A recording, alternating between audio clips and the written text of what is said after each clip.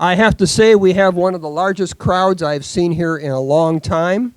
I think that's a real tribute to the speaker we have tonight, the interest in the subject he's going to talk about. And I think there's also what we might call a little bit of this Chris Bidlack promotion magic in here, that he got more people to find out about this than we normally do. So I'm going to pick his brain on, see if we can repeat these crowds, because this is really impressive. We have a real fascinating subject tonight. Bruce Haviland. His father took many pictures of him coming in and out of Willow Run over the years, and we've got some great archival photos of this airport when it was one of the largest passenger airports in the country. In fact, when this airport was built, it was just about the largest airport in the United States. There was more concrete laid here than almost any airport in the country. And of course, he's going to tell us about what happened here. But a strange thing just happened here. As I was talking, he walked up and said, "Are you any relation to the Hottons that lived in Troy?" And I said, "Yes, I was the Hotton who lived in Troy." And he says, "Do you remember me? We used to come over and swim in your pool, my sister and I, and they lived on Big Oak Trail, which is the street right behind our house. But it's been a long time, Bruce, so I don't recognize you, and your beard's a little fuller now than it was back then." So, a small world. So I'm going to let Bruce take it over now, and I'm looking forward to this as much as anybody. Thank you, Randy.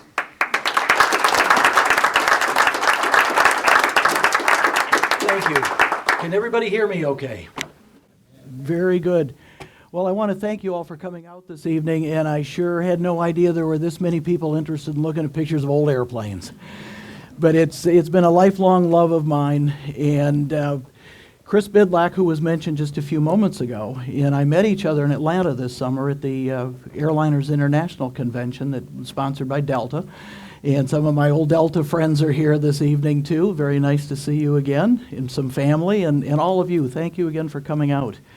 My father took pictures of everything he ever did. He had to document it all. So fortunately, he took pictures every time we went near an airport. And he's got some great shots that I'm going to share with you this evening. And statistics, like Randy had mentioned here, it's just hard to believe that Willow Run was such a huge factor in Detroit in the growth of this area.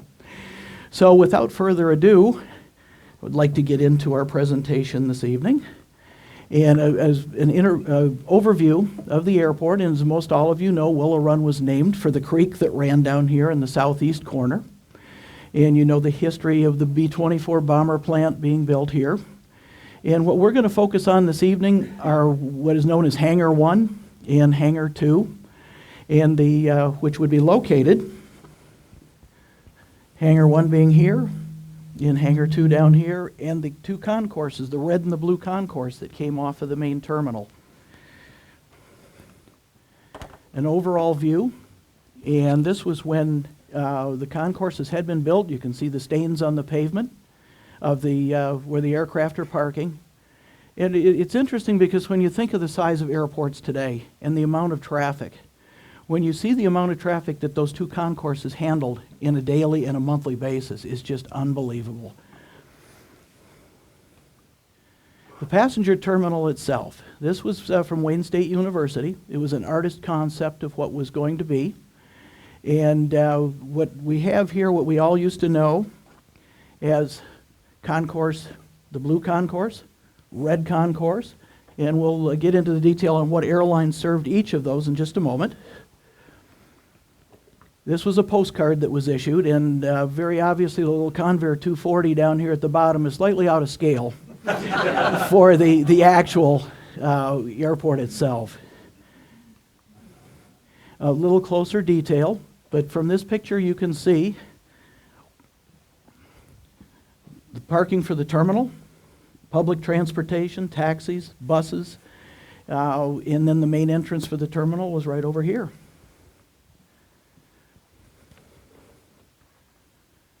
Just a little closer detail with actually some airplanes parked at the gates. The passenger terminal itself was actually opened in 1946. Parking lot, ground transportation, and the observation deck, and that's where so many of these pictures were taken. And it was so nice, just open air, and airplanes at eye level with you from the observation deck when you would take the shots. Blue concourse, red. The airlines that were lined up on the blue concourse would be North Central. We have some North Central folks here this evening. TWA, Northwest Orient, Capital. American was the first airline you would come to on the blue concourse, or on the red concourse, excuse me. Then United, Delta, Eastern, Lake Central, Allegheny, and finally Mohawk. Now, one of the things that you would not see today is if the gates were full on one side where Capital would normally park up here, TWA could move in, or you could go over on their side, and whatever was open in the concourse they could go to. This was the inside of the terminal in 1947, and it was referred to as the barn. And being that this was Hangar 1, in this location, when the B-24 bombers would come off of the assembly line, they would either go to Hangar 1 or Hangar 2, and that's where they were fitted with the war equipment, the guns, the things that the government would install on them. So this literally wasn't a hangar. And still the cement floors. This was at Christmas time, obviously. They have a tree down there. But the very basic ticket counters off to your left. And as Chris pointed out earlier, the railroad station seating that is located down there on the main floor. In 1958, and just prior to that, it went through a major renovation, and the ceiling was installed, not only for lighting and for appearance, but it also helped with the air conditioning, the heating, that type of thing with the terminal, with the environmental. A lot of the automotive manufacturers would set up automotive displays. During the holiday times, you'd always have some type of a car to look at. And again, some of the concessionary stands that were down there. And the cafeteria was located under the big white area at the far end of the room, and Bulova was real good about providing clocks everywhere at the airport so you could keep time, knowing when your flights were about to leave. This again was quite a change from when it was originally done in 1947 as far as the lighting over the ticket counters. The block walls were gone and covered, the posters and pictures and that type of thing, and the tiled floor. And this is what it looked like from up above, and how everything was suspended from the old ceilings to create the new ceiling, which was a very nice change. It's called Ceilings Unlimited, and the design of it plus the inference with aviation was what that was tied into. The new entrance, main entrance for the airport, was over there in the article on the right. And this appeared on the brochure for the hotel. Does anybody know the story of the hotel, exactly where it might have been located in this terminal? Was it part of the tower area? It's part of the tower area. It was. Okay. And the tower occupied the top floors, obviously. And then how many floors would you say below that would be? 3 or 4. Okay. They held the poker games in the 3rd floor. Very good. So it was a great place to go. During World War II, that area that became the hotel was kind of a transient officers' pilot quarters. That Okay. they put the transient pilots up in that room. It was designed as a kind of like a military type barracks. Now, when they moved in there, I think they modified it to be like single occupancy rooms and not having the one John at the end of the hall, etc. But it was used for quartering of pilots. And I understand that Charles Lindbergh had an office there also, Yes. as a consultant? Yes. Okay. Actually, he was an employee of Ford. Was he? Yes. Very good. Okay. The main reason that I got interested in aviation was my father hated my interest in buses. And anytime there was one there, he'd like, bus. Well, he got a picture of me as we were going into the airport with my mother, and Greyhound operated bus service to downtown Detroit every 20 minutes for a very nominal fare. And because the location of the airport was considered quite isolated at that time. So that was the beginning of that. Again, a picture down onto the airport express coaches in 1948. And now we're going Rampside. Okay, these were the first passengers to deplane from an airliner at Willow Run. This is prior to the observation deck. People could just walk around outside the hangars, do whatever they wanted to do. And they must have told everybody when they were getting off this flight that these two people had been picked as the most photogenic, because as you can see in the windows of the airplanes, the other ones are wanting to get out. So let's hurry up with this and get down there so we can go home. But this was a Penn Central, Pennsylvania Central DC-4, and a beautiful polished job on this thing, and it was actually Capital Liner Detroit, so it was very appropriate for the what it was filling. But you can notice up people just out to see an airplane. This is my father and I, and he always had the camera with him, and my mother took the shot, and I'm very surprised that it's centered. She was not a photographer, but she gave it her best shot. But this was what we did. We came out here this day, and my dad put us on a Capital DC-4, and we had the 29-minute flight down to Cleveland and turned around, came right back again. But it made a lasting impression.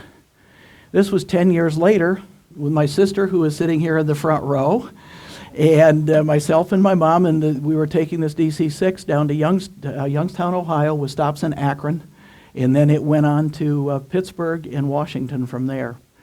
And later on, in 1968, when I found out that United was retiring the last of the DC-6s, I was going to school in Midland, Michigan. And I called home and I said, I'm flying home this weekend. Well, I could have driven from Midland to Troy faster than my folks could go to the airport out at DTW and pick me up. But I still did it, and when this flight went from, it was the same aircraft, and I'd only been on a DC-6 twice. So it was 37574 both times. So I went up and I was talking to the pilots when we were in Flint, and I told them about it, and they said, well, you should ride up here with us. So from Flint to DTW, I got to ride in the cockpit with these guys. Okay, this is 1955 from the observation deck just above the blue concourse, and that's my grandparents. And they had never flown before, and my father had given them a trip to Washington, D.C. for their 50th wedding anniversary.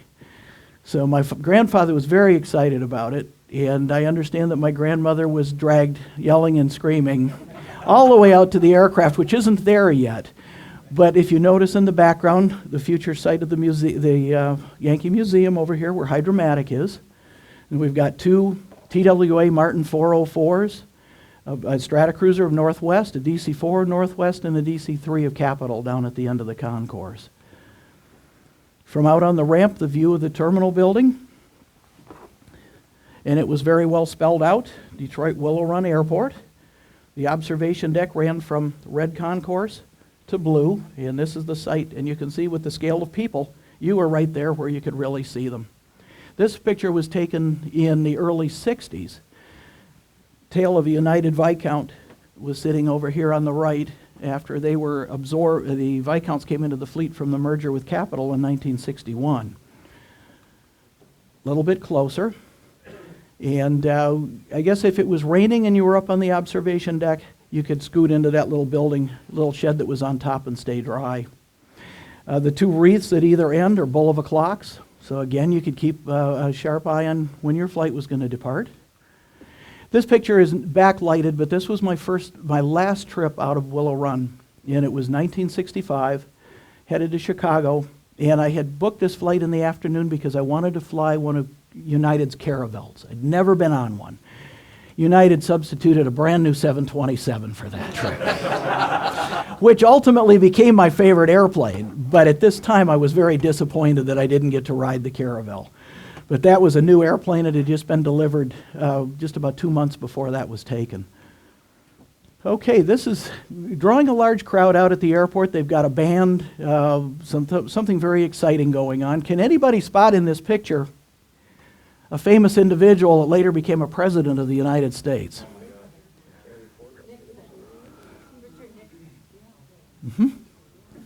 Richard Nixon, right here.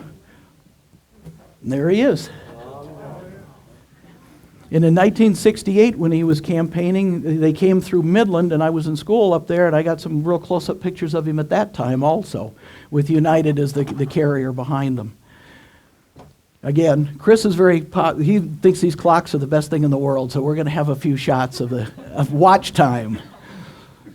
The hands were so big on that you could watch them move between the minutes. And I was fascinated as a child watching that clock go. Boom, boom, boom. Could you really? Yeah, I mean, that arm was probably 6 or 7 feet long for the minute hand on that clock. They were huge. They really were. This shot is probably the highlight of the presentation. With 3 Northwest Strata cruisers at Detroit, a Capital Connie and 2 TWA Martins. And the interesting thing about that is that that Northwest Orient flew all the way to Tokyo, to the East Coast, to Florida, and 3 of their 10 Strata cruisers were here at the same time. So this was really quite a stop for these people. My grandparents were right there. My grandfather's still trying to convince my grandmother to get on the plane. The view from the tower looking out across the blue concourse, you see the huge presence of Capital Airlines aircraft there.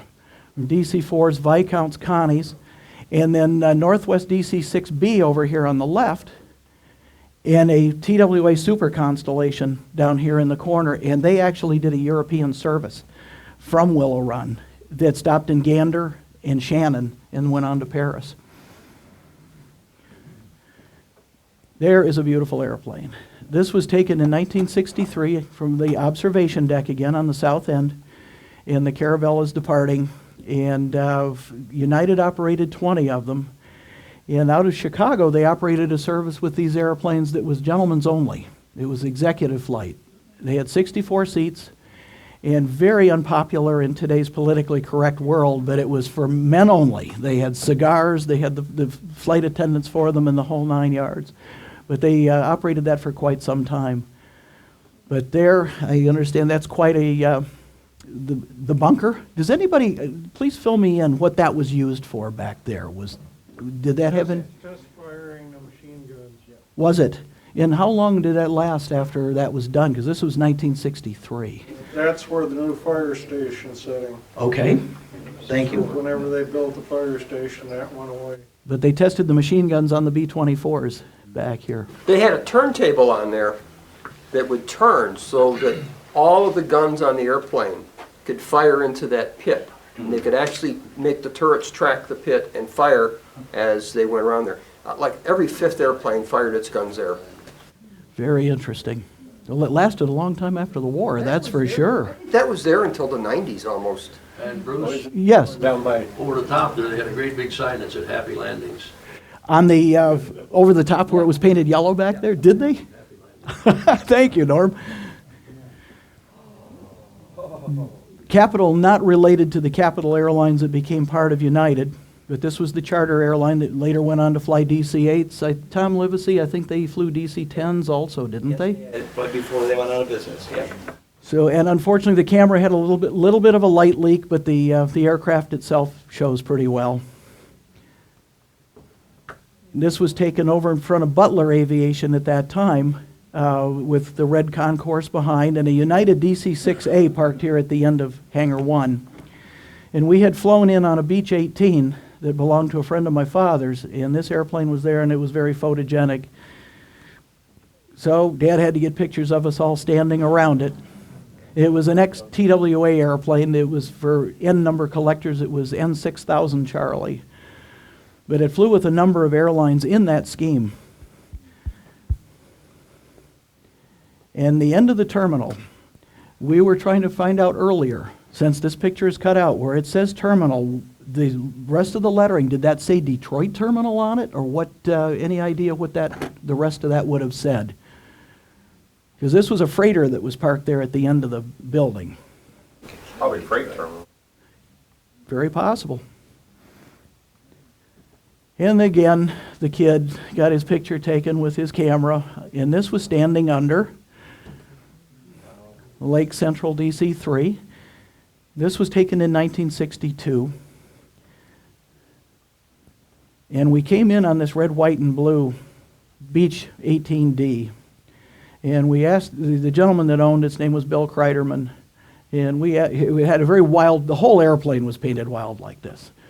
And my dad asked him about the paint job, and he says, you know, he says, the guy that designed this paint job must have been as drunk as I was the day I bought it. And a lumbering old giant, and when we left that day, we would have taken off to the east, and that United DC-6 was right behind us, and the tower was telling us, kind of get out of the way, move away quicker. Bruce, is that the same Kreiderman that owned the cargo airline? No, it was not. They weren't related, because we asked them the same thing. But the Mohawk 404, and along the same side of the red concourse is where Eastern used to be before they went over to DTW.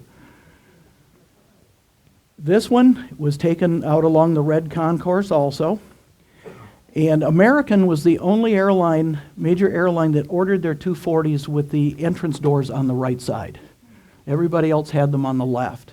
So anytime after American got rid of them, when you saw one of these and it was right side, it would have been an American airplane from the past. But the real focal point on that is the Delta C&S Connie back there. And this was taken in 1953, not long after the merger. And I was looking at some old timetables the other day that Delta still listed Delta C&S in 1955. So they stayed that way a while. But what a shot that was. When I worked for Delta in the early 70s, I took a picture of this airplane to our marketing manager, Art Moreau, and gave it to him on his birthday, and it was that shot, because Art had been with Delta back then. But it was quite an airplane before radar noses. But in this compass down here in the bottom, you'll see it in many different configurations. Just as the star, you'll see it with north markings on it. You'll also see it with northeast, west, south on it too. This was the day of the trip to Cleveland. And my mother saw this airplane coming in, and she got a picture of it. And fortunately, she took a picture of another one because that wasn't the one we were on. And when my dad asked her about it, she says, well, they all look alike. They say Capital on them. So that one was coming in out at on the blue concourse over there. And then ours was coming in, and we almost got it in the frame. But he came in right in front of the observation deck, which was great. And my father liked to pose, so there we are standing out on the ramp as people were deplaning. The passengers didn't like me on that flight very much because it was a very, very rough flight. It was June the 6th, 1953, and as you can see the clouds in the background, it was a very rough trip. The very next day, Michigan and Ohio were hit by tornadoes that are still in the record books as among the 10 worst ever to hit the United States. And I thought it was amazing that the airplane bounced like that because it was like a roller coaster. I thought it was great, but people were getting sick. And another thing that Norm, a gentleman back here, was mentioning was that Capital tried to update their DC-4s to look more like DC-6s after they had them. They painted the squares around the round windows as an update. And even though they still weren't pressurized or anything else, but that was what it was. And never to be chased away by a pretty woman. My father always had to get a picture of a flight attendant in there. Back then, politically correct was stewardess. This was down in Cleveland when we did the turnaround, and Tom, my Michigan sweater is on right there. I wasn't very tall, so in order to get the airplane in, my dad put me in a trash can. This was in Cleveland. This was during the turnaround.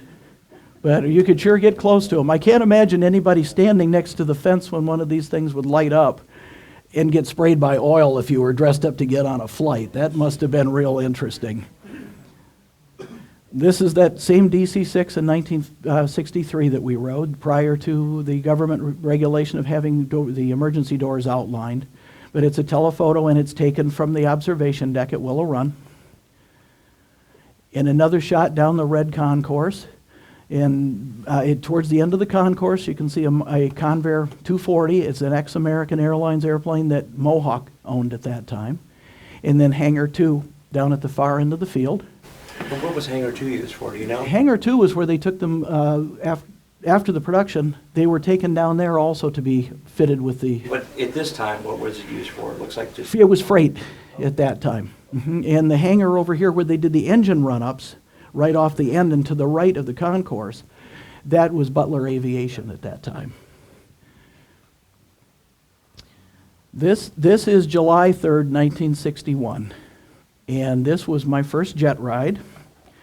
My father used to send us off on a plane to Chicago to visit relatives, and then he'd meet us a week or so later, and then we'd take a vacation. But that's me getting on the airplane, and that's my sister and my mother. And I still remember walking out to that airplane and just amazed at the size of the wings and the engines on it. And we sat in the third window. Each row had its own windows back then, and they had a lounge in the back, and that took the first two windows, and then the third window was where we sat. So I had a great view of the flaps. I remember it taxiing out to the runway, and it was bouncing, and you could see the wings flap and hear every expansion joint being run over. But that was a thrill, and I followed this airplane during its entire career with United, and I'll show you some things later, but it was 37 uniform, and it was 6 months old at that time. Notice that the compass down here has a big N painted through it now, and this again was from the observation deck. But what a great place to watch airplanes. And there we go, taking off on 27 right. And this is the only shot we have of a North Central DC-3. But at the end of the concourse, you can also see a TWA 707. It's an original unmodified airplane with the short tail. And TWA was operating service to St. Louis at 4:30 in the afternoon, and then it went on to Los Angeles from there. And one of North Central's Convair 340s in the background, in the future home of your museum right here. And this is interesting if you wanted to try flying on a short flight. You could fly from Willow Run to Detroit City Airport on a North Central DC-3. Took something like 18 minutes. And Norm was telling me at lunch today, who used to work with North Central, that they would go out early in the morning, catch the flight from Willow Run over to City because they had a great coffee shop over there. But that is probably the shortest flight that I've ever seen. And then down at the bottom, the airport bus service was only $1.50 to ride it downtown and went every 20 minutes. The Operation Sky Shield ran for 3 years, and during this time, this one was in September, but all of civil aviation in the country was shut down for defense work. So the airlines, realizing how popular commercial aviation was becoming, decided that they would have open houses. And Willow Run had a great one that we came to on September 2nd of '62. And you got to go through certain airplanes. United had a great display. We had the Viscount, and behind that was the Caravelle, and then the DC-8. Lake Central they had a DC-3 and a Convair 340 there. My mother and Carol are standing back under the tail, and I'm standing right by the prop. Their airplanes weren't open. They were just static display. But look at the line. People used to really love commercial aviation. And you get a chance to go through one. American had a similar situation going on over at DTW. They had a Boeing 720 and an Electra over there. And then North Central had 2 DC-3s and 2 Convairs parked way back there in the background. But that is something. And also the equipment, the ground equipment, the air conditioning trucks, the ground start, the electrical power, United had placards on them saying how much they paid for this equipment. And the prices are shocking. That a huge funnel going into the back of the Caravelle took quite a bit of time to get through it and come out on the forward stairs. And notice also the fire extinguishers down here on the rubber tires and the wire wheels. And when we were over on the other side of the airport today, we found a couple more of them, but they had steel rims on them. And again, the bunker in the back just in front of the nose. And my mom and my sister again, down by the stairs. That airplane sat very low to the ground. It must have been a good one to work as far as loading baggage. The horizontal stabilizer of the Viscount up here in the upper portion of the picture, and the DC-8s look great when you look nose on. They really had a look to them. And the fuel trucks were specially designed for the jet age. The air start trucks down here. I had a chance to drive one of those when I worked at Delta. We had to take one over to Eastern to start a DC-8, and it was extremely noisy inside when you fired that thing up. But $13,000 for that power cart back in 1962 dollars. This one was jet mainliner Donald Douglas, and it was ship 810. And then looking underneath, United ordered their DC-8s with pods for the luggage to be loaded in, rather than loading them with a belt loader. And they'd roll these carts up, and then there were cables that dropped down out of the baggage compartment and hooked on all four corners, and it was just lifted up in and slid back into position. But it's a great shot of the early engines that the airplane had, with the ejectors on the back side of the nacelle, which supposedly quieted things down a little bit, but it also contained the thrust reversers. And Tom, you could probably correct me on this. DC-8 was the only jet that could be slowed in midair by using the thrust reversers on the inside engine? 2 and 3 only. You can only use the inboard. The 707 you could not do that with. And there's the family again. Some kids got sunglasses on now. But that was all through my early aviation years. The DC-8 was my absolute favorite airplane. And it was a little bit of a hike to get up to the stairs on the rear of that airplane. And the tail stood 41 feet above the ground. So it was very impressive. This shot, and notice on the hangar back here to the left, the hydromatic hangar, they changed the lettering. Before it had a white background. And then in the mid-60s it was changed to the dark background with the white lettering. And this was taken probably in mid-1965, a new 727. And it was prior to the government mandate of the outlined emergency exits also. A couple Viscounts and a North Central Convair, 2 North Central Convairs on the other side of the concourse behind it. Now, this is interesting. This was April 1957, 211 daily departures from this airport from those 2 concourses. And you can see who the primary carrier was at that time with Capital. And it amazes me that they could do that many departures from there. Those ground crews were kept real busy. Okay. Passenger era postscript. As I said earlier, I followed this airplane during its entire career with United. It flew in 3 different color schemes. It ended up at Willow Run with Jetway. It was painted white with a green stripe on it. That was 37 when we left the terminal building in 1961. That's what it looked like in 1982 when it was parked out here with all of the freighters back behind it. It became part of the Connie Coletta collection of spare parts. And this is when it was being reduced in the mid-80s. And I had just been transferred from Washington to Cleveland, and I knew it was up here. So I called up here and I spoke to someone at Coletta, and they said, come on up, you can look at it, take pictures. They took me in it. It was full of birds' nests and all kinds of things. It was a real mess. But they gave me one of the control yokes, also a cell call placard from the instrument panel, and there were engine fuel charts on the flight engineer's table, and they gave me a bunch of those to go with it too. But even the door linings were ripped on this thing. It was seriously a mess. And then my 37U, and that was the last time I saw her. And that area isn't even there anymore where they had it parked. Tom Livesey was seated up here in the second row. Guest this evening sent me this picture. Universal Airlines and their C-46s and DC-8s parked in front of the Hangar 2. And the next shot predates this one. And that loading ramp is still there. Chris and I walked on it today when we went down by Xantop. Or by Xantop. Or Coletta, excuse me. It used to be Xantop. It was, yes, sir.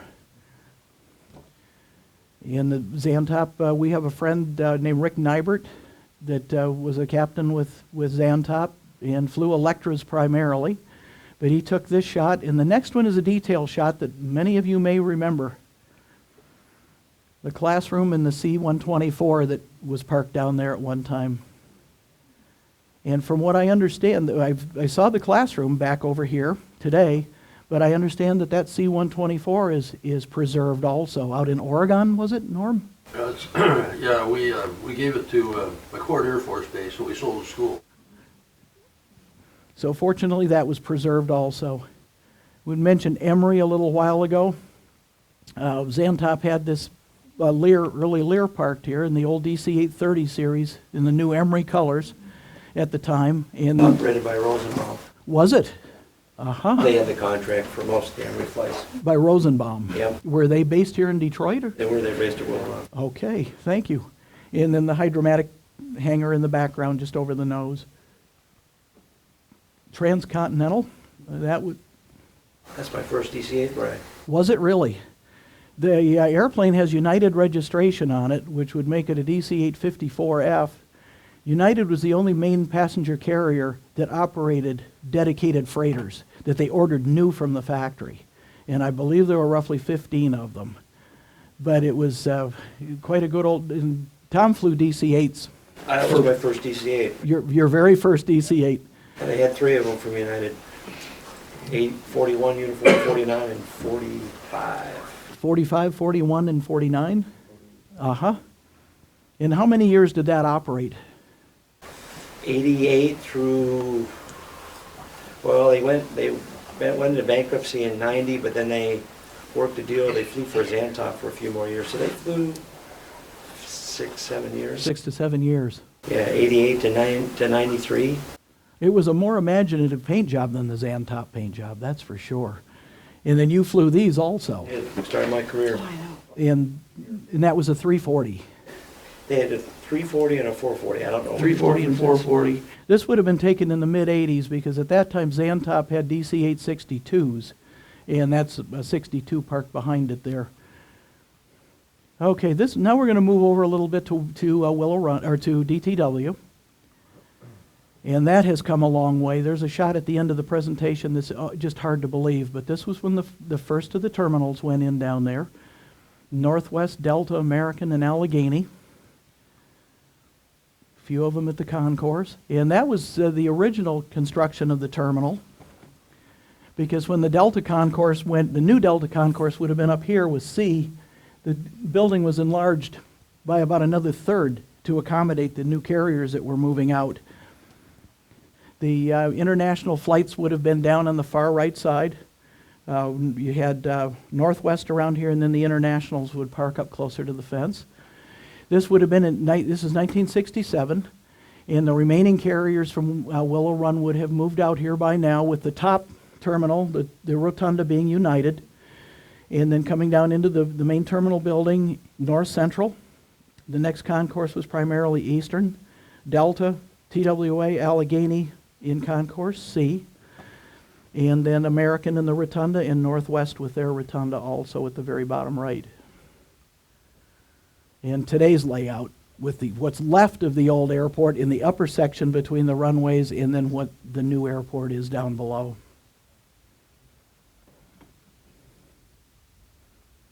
And this is the date of the airline moves. 1958, American, they operated their first service out of DTW October 1st, as did Allegheny, and then Northwest on December 1st. Delta moved over in 59, so none of these carriers ever operated jet equipment out of Willow Run. 1963, TWA, but it was only their international jet service that went to Paris. It was a 707-330, and it was an afternoon flight that operated 3 days a week and went to Paris from Detroit. But they kept their domestic operation at Willow Run.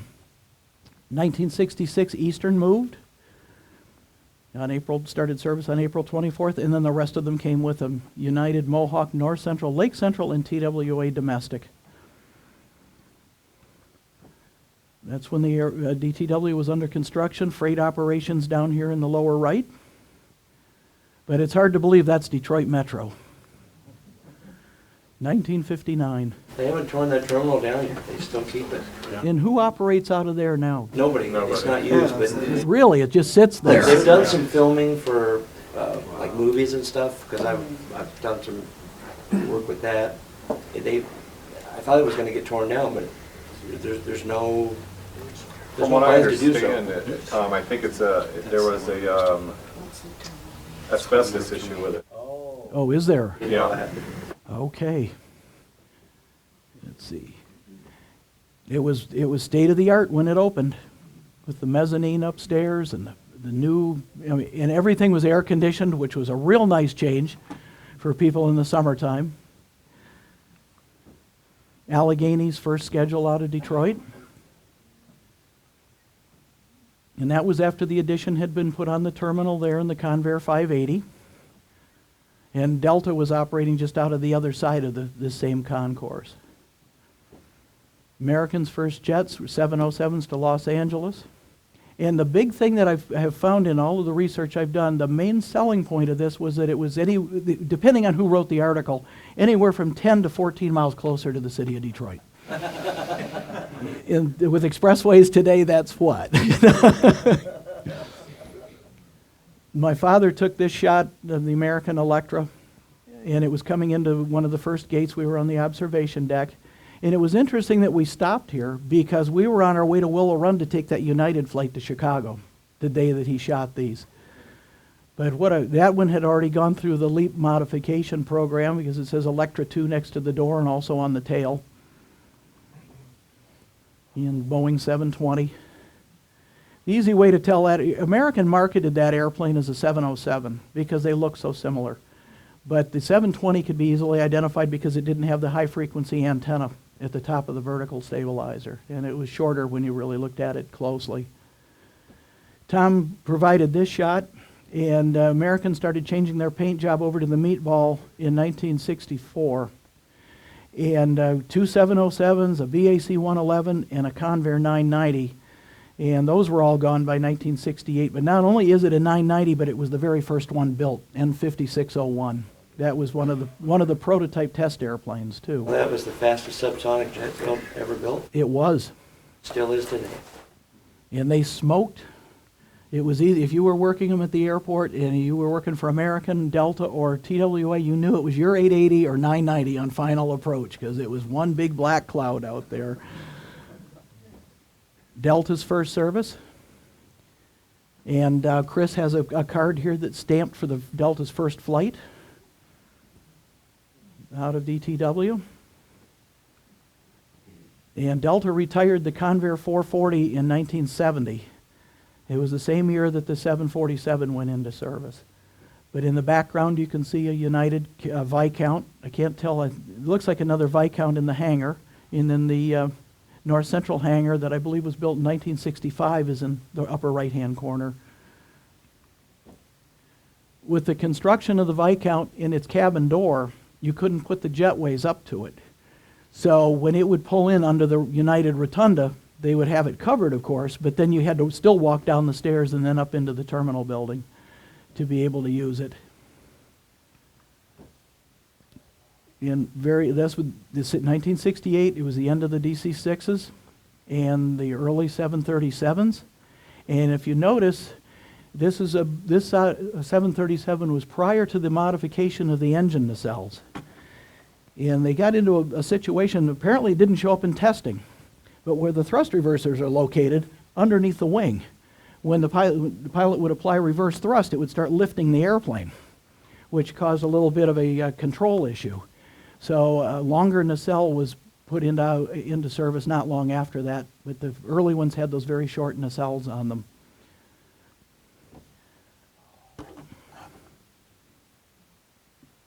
These were taken around 1966 after they first moved into the terminal. You can see even the ramp, the concrete's still clean. Another shot of the 8s. And a nice view from the terminal building when the windows weren't fogged up. But you sure could get close to them back then. And you can see underneath, just at the wingtip out here, that some of the baggage containers, they were still using that system with the 8s at that time. Our DC-8s at Delta had a number 3 bin cargo door that opened up, and it was a heavy one at the trailing edge of the fairing there behind the wing. But ours did not have that on it. And one of the prettiest airplanes, in my humble opinion, was the BOAC VC-10. And one night we had, for some reason, it was very late in the evening when this flight came in, and normally it was an afternoon flight, so some of us got sent over to help unload bags on it. And I got a chance to talk to the captain. And had come to find out he was type rated on the Boeing 707 and the VC-10. And I asked him, which did he prefer? And his comment to me was, oh, the VC-10 by far. He says, the Boeing 707 is nothing but a pile of rubbish.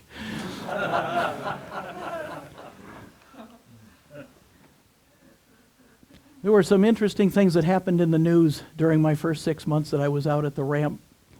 And the first of which was one of them was Southern Flight 49 that was hijacked. That was on a flight from Birmingham to Miami, and they made an intermediate stop in Montgomery, Alabama. 3 young gentlemen from Detroit decided to hijack it. So they hijacked the airplane, and for the next 30 hours it flew around and covered over 4,000 miles. But it headed north, and we were advised that this airplane was in the air, and flight operations got a hold of our mechanics. We had 2 DC-8s on the ground at that time, and they were told to disable them because these guys had plans to fly farther than this airplane could fly. So any longer range airplanes at DTW were made immobile that night. They didn't land. It went on from there to Cleveland. They didn't land there. It tried Toronto. It didn't land there. Then they threatened to crash it into a nuclear power station in Tennessee if their demands weren't met. Well, that didn't happen either, fortunately. From there they went to Chattanooga where they refueled. And then the airplane took off and went to Havana, and they weren't allowed to land. So it came back to Orlando, and by this time the hijackers were getting a little bit upset, and it was refueled again, and they decided to make a statement, and they shot the co-pilot. And he was shot in the arm. He did live, but the airplane was then, the FBI got into the act then and shot out 2 of the 4 main gear tires. They still took off with 2 flat tires. It went on then to Havana. They were allowed to land then. The Cuban authorities tried to apprehend them, and they took off running, but were eventually caught and did some time down there, and then when they came back to the States. And that picture reminds me a little bit on one of my early nights out at Metro Airport, my early time with Delta, they told me to go down to gate 28, that was that big square box gate at the far end, and park a DC-9 that was coming in. Well, I hadn't parked one before, so they gave me the lights and they said, go. So I went down there, and I'm bringing him up the line and stop him on the mark, and he's got brakes and pressure and everything, and then I go and put the chocks down, and I start unloading it. Well, it wasn't long before the captain came up to me, and he taps me on the shoulder, and he motions me to come out away from the airplane a little bit, and I did. He says, is this the first one you ever parked? And I said, yes, sir, it was, and I'm thinking, what did I do wrong? And he started laughing, and I said, what's so funny? He said, well, I just won a bet. And I said, what was the bet? He said that this was the first one you ever parked. I said, how could you tell? He says, I could see the light shaking. There's an excellent book on that, Southern Airways, Odyssey of Terror. Yes. Fascinating to read if you get a hold of it. And Chris has an autographed copy of it from Captain Bill Haas. He was a family friend of ours. My father actually was an agent that worked that flight when it left Birmingham. Was he really? Wow. That he had some stories on that. But here are some of the headlines that appeared with that. And it was not a crash landing.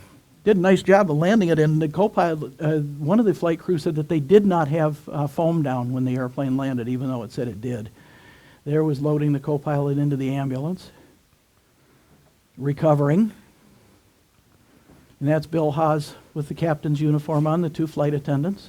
We don't know who the gentleman is that was walking between them, but they were all returned along with the airplane after the landing gear was repaired.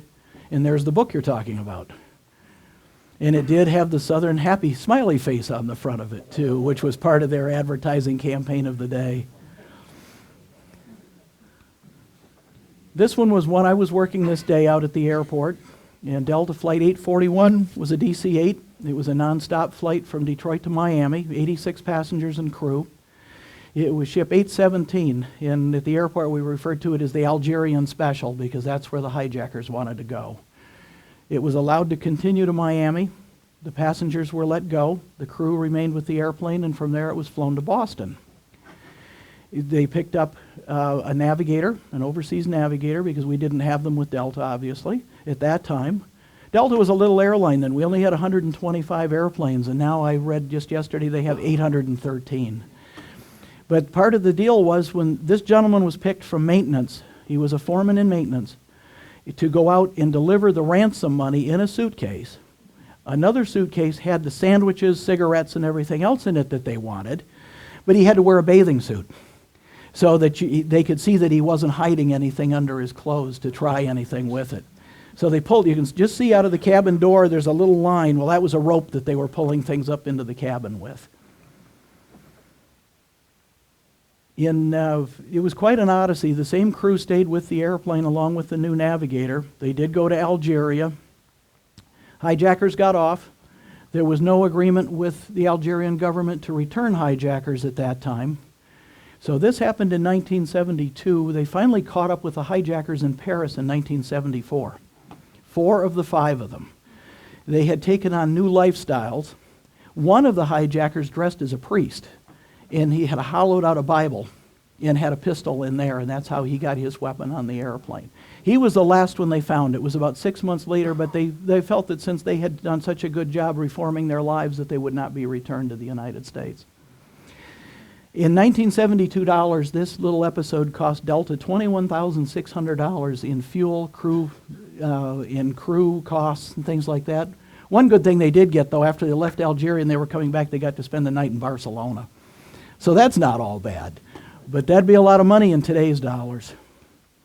And there's another shot of him hoisting the ransom money and things up to the airplane. They make it to Algeria.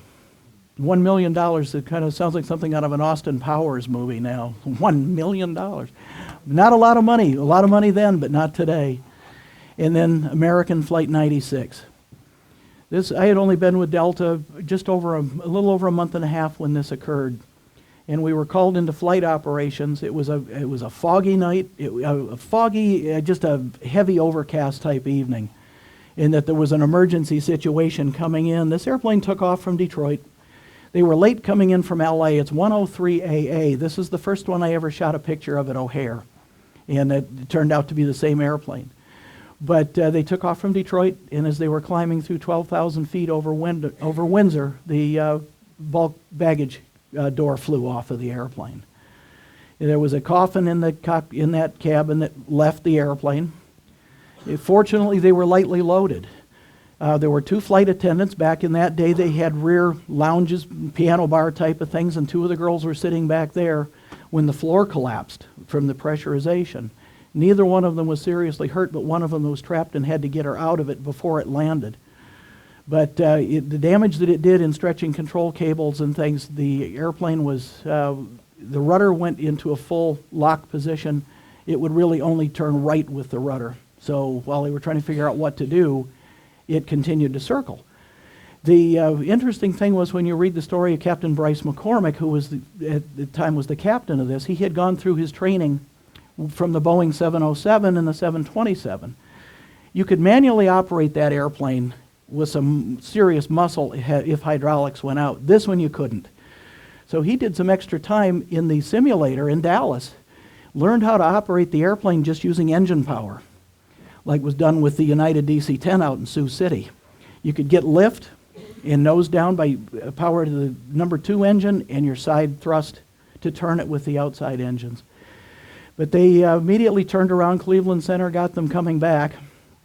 And in the transcript, you can hear a whole lot of conversation, and we were listening to it. Our supervisors, we jumped in our bobtails and went out to the end of the concourse, and which would be where I'm standing and that red dot just is. And they sat down on the runway.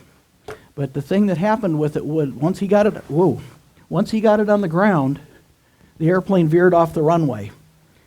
And it was headed towards the terminal. And it was throwing mud, sod, dirt, grass, anything you can imagine. And when they hit the crossover here at 27, the wings actually flexed and the thing looked like it was becoming airborne again. And then swerved back over here, stopped on the runway. Norm was working at North Central that night. He watched it from here. I'm standing right here, but I was backing up rapidly as it was coming to a halt. And it was very eerie because the air was so heavy that night that it was basically foggy, and the lights of the hangars behind it, the silhouette of the airplane was very spooky when it was just sitting there on the runway with the emergency chutes and things hanging out of it. So when I got home that night, I said, Dad says, "How was your day?" And I said, "Well, guess what happened?" So it was very interesting. It really was. But that was the first one that they really had a serious issue with the rear cargo door opening in flight. They had hurried during that ground operation to get the airplane out early and make up some lost time. And actually the door was forced closed. with the handle. And Douglas knew they had an issue with it, and 2 years later was a very serious DC-10 accident in Paris that took many lives. And after that, you will fix this door now. That's where we were. Norm, we didn't have time to put a dot over by the hangar where you were standing when we found out today that you were watching this thing too. But that shows the latches, and it was electrically operated, but it could be forced with a handle also, and the latches weren't going over the bar at the bottom of the door, and that's what was causing it. This was a shot taken that evening, and you can see with the flash on the inside of the door there, the collapsed floor. And part of the problem was when the Turkish airline DC-10 reached the same altitude and had this happen, he was fully loaded with 345 passengers. And the weight of all of those people totally collapsed the floor, and they had no control of the airplane. You guys taking a look at it, the inner liner is still there, but the door itself is gone. And that's where it hit the horizontal stabilizer. But Captain McCormick did a heck of a job. And that's the inside of the cabin. Even the upper panels in the roof came down with that depressurization. And that's where the rear lounge let go and went down in. One of the cabin phones is just dangling there. And that's Captain McCormick and his crew later on when they were posing for publicity shots. But they were very fortunate to have a crew like that on board that knew what to do with it. Okay, this one, I got to work one afternoon, and most people that I worked with at Delta knew that I always kept a camera in my locker just to get some shots around there. And they said, you need to go down behind the American Airlines hangar and see what's sitting there. Well, it was another beautiful rainy day, but I jumped in a tug and went down anyway. And when I came around the backside of the hangar, IL-62 was sitting there. And that was the first one I had ever seen in person, the Russian VC-10. But what made it extremely interesting was what was parked next to it.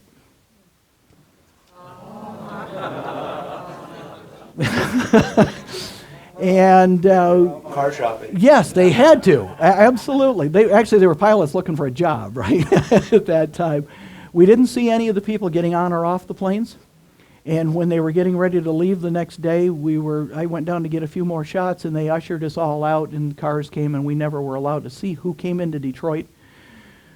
But I went across where Nomads used to park, got a shot of it, and I think it's very interesting because the Russians really were not our friends at that time, and to see the American flag of 26,000 lining up with the Russian flag on the tail of the IL-62 at that time. And the Russian premier did not, or whoever was on it, they did not use any special airplanes like they do today, like we did. Air Force One started it for just about everybody. But it was only in the years I was at the airport, I only saw one other IL-62 come in, and it was with LOT Polish Airlines, and it was at night. And it was a very crude looking thing when you'd get down underneath it with overlapping wing panels and things. It flew there, but I wouldn't want to ride it. The Secret Service people were real nice about letting me get close and get pictures. A couple of the IL-62 up close. That airplane was so out of balance that it had a tail wheel that looked like its nose wheel that would come down when it was on the ground. So it looked like a pogo stick. Henry Kissinger made a comment one time when we were doing one of our unilateral treaties with Russia. Our Secret Service wanted our president to stay with Air Force One. Well, the Russian president wanted them to ride the Russian airplane. And so the airplanes are getting ready to go, and they can't get the IL-62 to start. Kissinger says to this, I read this in a book about it, Kissinger says, what's going on? And he says, I don't know, but know that someone's in very big trouble. And he says, it's a piece of junk. We went and got on the Pan Am press plane and went from there. And the thing is, we don't know who was on it. We could never find it. Chris and I did investigating. We've asked if anybody here knows why these airplanes, this was May 1973, why they were in Detroit at the same time for a day. But was it Nixon and Brezhnev? We didn't see them. Could it have been Gromyko and Kissinger? Don't know. So we're open to suggestions. Everything I found at this time showed that Nixon was either at the White House or in Florida at that time. And that's when he pulled out. And we were allowed to come back out to watch them taxi, but not to see anybody board. Now this is the shot I mentioned that was really a surprise to me. When everything was said about Metropolitan Airport, and this is today, the size of Detroit Metro, and Willow Run is right here and showing the new runway, that's 14 miles.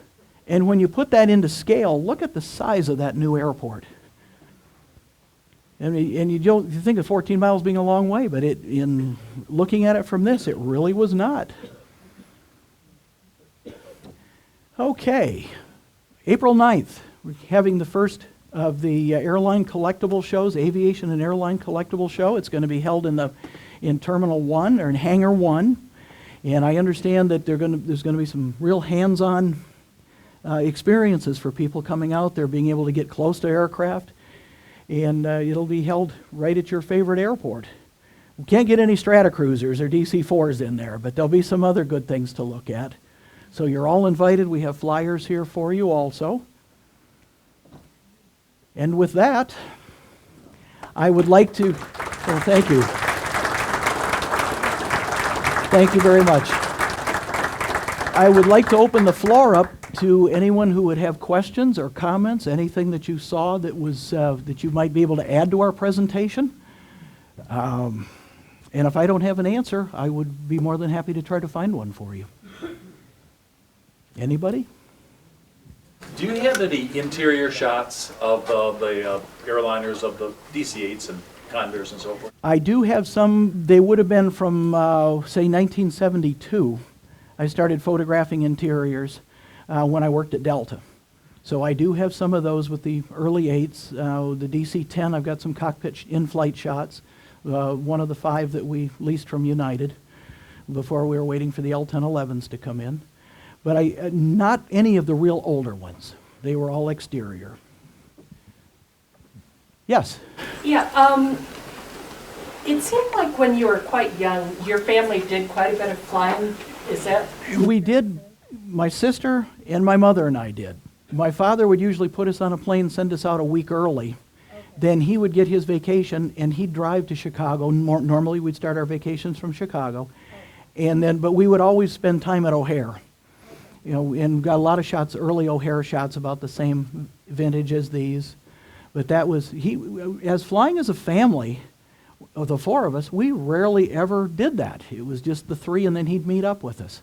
But he was the one that really got the flying bug started in me. And did it seem like that you were flying an unusually lot compared to like other families and friends that you knew? No, it didn't.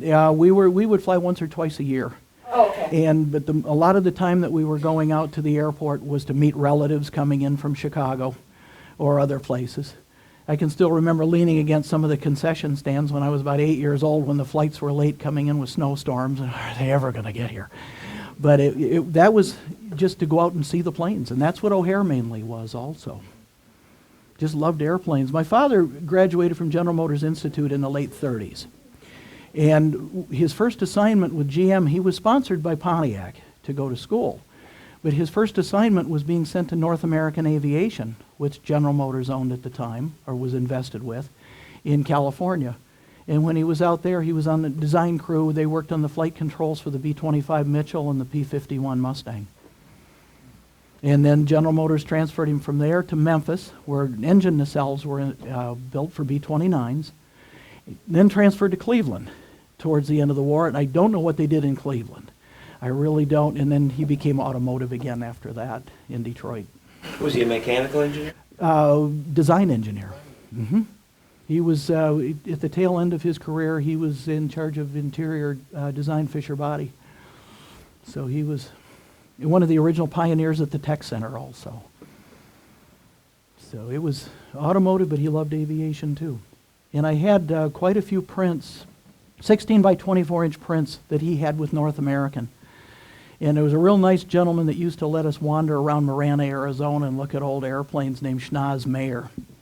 And I sent them to Schnoz as a thank you because they were doing a museum for World War II aircraft out there, and they had a B-17 parked there. And when they arrived, somebody stole them. So Schnoz never got them. And those were all the prints I had of this North American time. Yes, sir.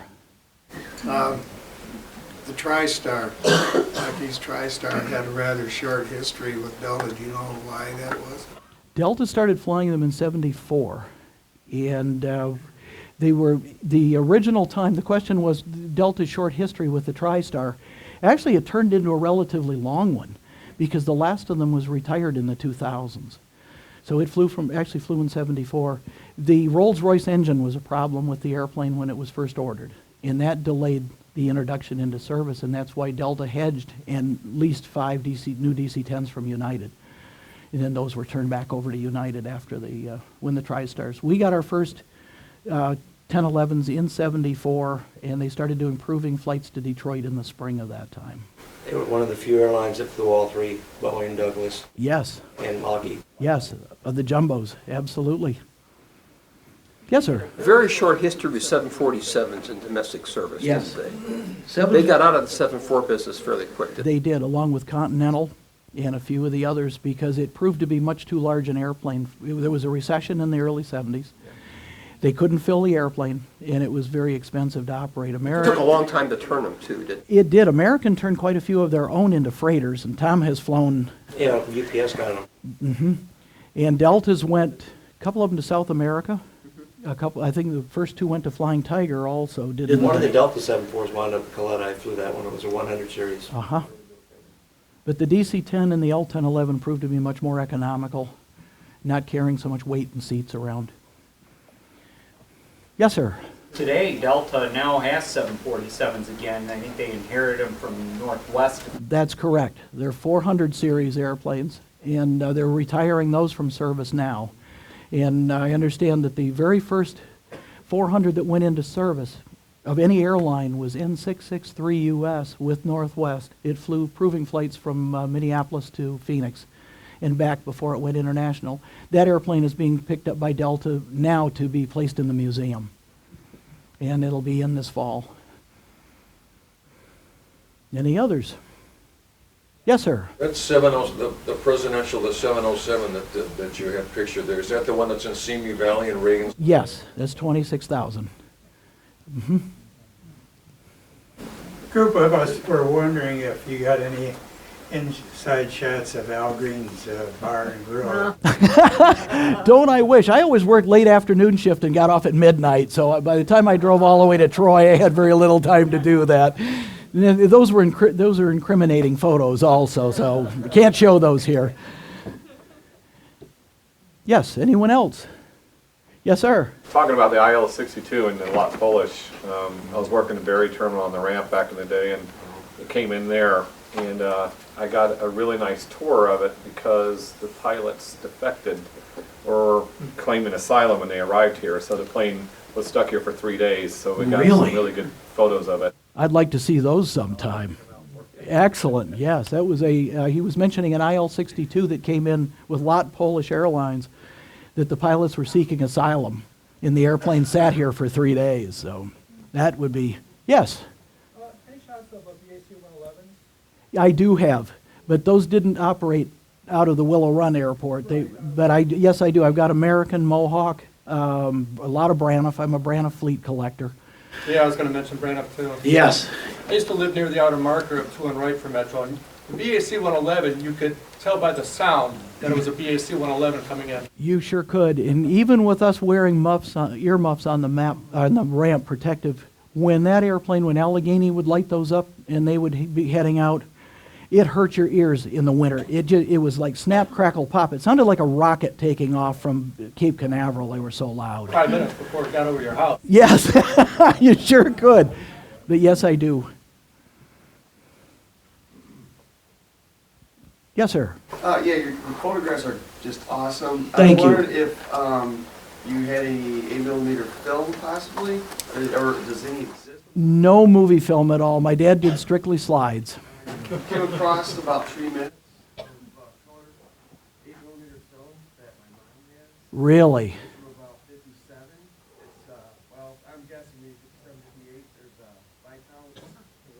Capitol, TWA, it's pretty cool. Is the color has still held well in it? Yes. Oh, that's collectible. I'm gonna probably upload it to YouTube hopefully the next month. Well, the folks here at the museum, if it's Willow Run at all, would certainly be interested in talking to you about that. They definitely would. Any others? You didn't mention one of the claim to fame. Which one? This is where the airport rent-a-car was invented. Avis Airplane Rent-A-Car. Yeah. Yes, it started here. And some of the publicity shots that they show, it has the Avis sign on the side of a Cessna 150 or something like, it's a small Cessna, but it's Avis Airlines Rent-A-Car. And Mr. Avis started this, it's in his book, because of the remote location of the airport. That people were, it was just a long way to get to anywhere, where most airports were located close to cities. Sorry about that. Thank you for bringing that up. Okay, next month, our speaker is Thank going you. to be Gregory Summer, and he's written a book, Detroit During World War II, and he's going to have a presentation and a book signing for us next month. So make sure you all come back for another great presentation. And I'm sure you're going to hang around a bit if they want to come up and talk a little bit more. Okay.